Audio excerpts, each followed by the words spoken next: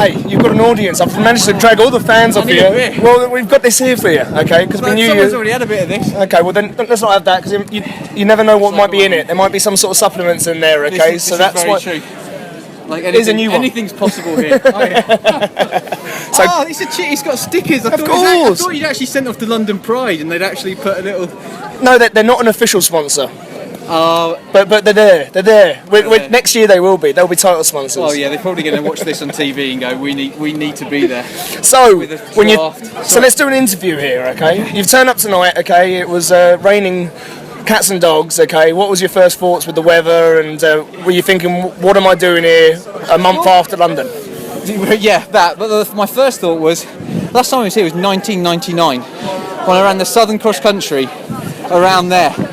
And you're young and you're stupid and you think I'm a couple of years away from retiring, and 14 years later I'm here on a track running in this awesome event. So it was my first thought was that. But to be honest, the weather kind of added an extra element. I was like, I wanted every kind of conditions possible, and to be honest, and I feel terrible. I feel awful for Johnny, because I mean I've come here the only person in the race on the start line that had the A standard. So I knew top two regardless of the time, and so I was kind of doing rain dances and wind dances, and I got my coach, to eat as much curry as he could last night to make sure it was as windy as possible for tonight, because coming back I didn't know what to expect. The first lap I was as kind of dubious of how I was going to feel as probably anyone else would a month after. I just didn't know what a 69-70 was going to feel like, and we got going, and like I say, the crowd and the weather, it's like everyone had little pockets of their own cheerleaders. Well, is this the first race you've ever ran, okay, when you got the crowd on lane 4, okay, cheering in this country most likely, huh? How was that with the crowd getting on the track? That was, like I said, pretty cool. I mean, I'm hoping next year all the AFD crew are going to be in give him your coat. Bikinis and they've got bags coming in. Thanks, man.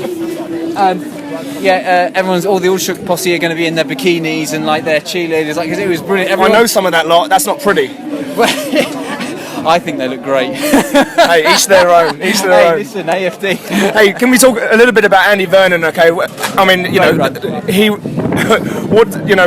from how I was looking at it, it was lovely to see a guy in his full prime, okay, and going out there with confidence. How did it feel running behind him? I mean, how good was he tonight?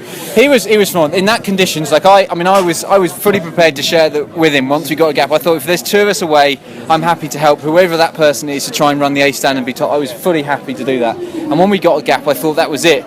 Johnny did an amazing job getting back on us, and then it was a case of I had to then just deal with coming second. But he was strong. I mean, if it was me and him, and no one else, and I'd have carried on, I wouldn't have lasted many more laps. My legs were feeling pretty dead. He's in great shape, but I got to say that kid, people have got to take a lot of inspiration from him. He has kept going. He's 28 now. He looks 43, but he has kept trying. He's had not the best of luck with a lot of scenarios with selections or injuries or whatever, and he's kept plugging away, and he's run 13:11. And on the world stage, people, it's almost getting lost a little bit how good that still is. I mean, in a British perspective, that means let's see if you can push on from that. And a lot of guys, Johnny Miller included, a lot of these Brits, 13:10 is not a scary time. I've done it for crying out loud. And it's like a lot of people should take inspiration from what he's done and how good he is, and he's gonna have a phenomenal year. He will medal somewhere at Commonwealth or Europeans, I'm sure of it. And it's great to see. I've got hopefully a road future now. I want to still have a bit of a last dance on the track, and people need to watch him and go, we need to emulate that. So, okay, let's talk about King Tomo, Richmond Running Festival champion from last year. I know, sorry about that. The deck chairs was the best we could do because of the weather, as you can understand. But let's talk about you and the rest of the season, okay? Why did you want to do that tonight? What's in the plans for the rest of the year now that you've been there and done it and got that second place? Well, I wanted the European Championships 10k. That was one of my plans for since last summer. The European 10k, Commonwealth. I see if there's any selection offer on the table. I'd like to do an event there. At the moment, I'm thinking 10k is probably more but I wanted the European 10. I wanted to go there and kind of have a one last smash at a medal there. In terms of, obviously, this track season is setting up another marathon. Where that's going to be, I don't know. Obviously, Olympics is a long way. I've got 18 months to get ready to try and look at qualifying. So I've got 18 months to, maybe get another marathon in. I will get another marathon in. I need to get back on the track, get some training in there, and I just need to keep the consistency going, because Rio Olympics, I want a medal, baby. I want to dream big. Seriously. Dream big. Well, and the Knights of the Tango beer is going to get me there. I'm telling you, this recovery. Listen, hey, beer's excited.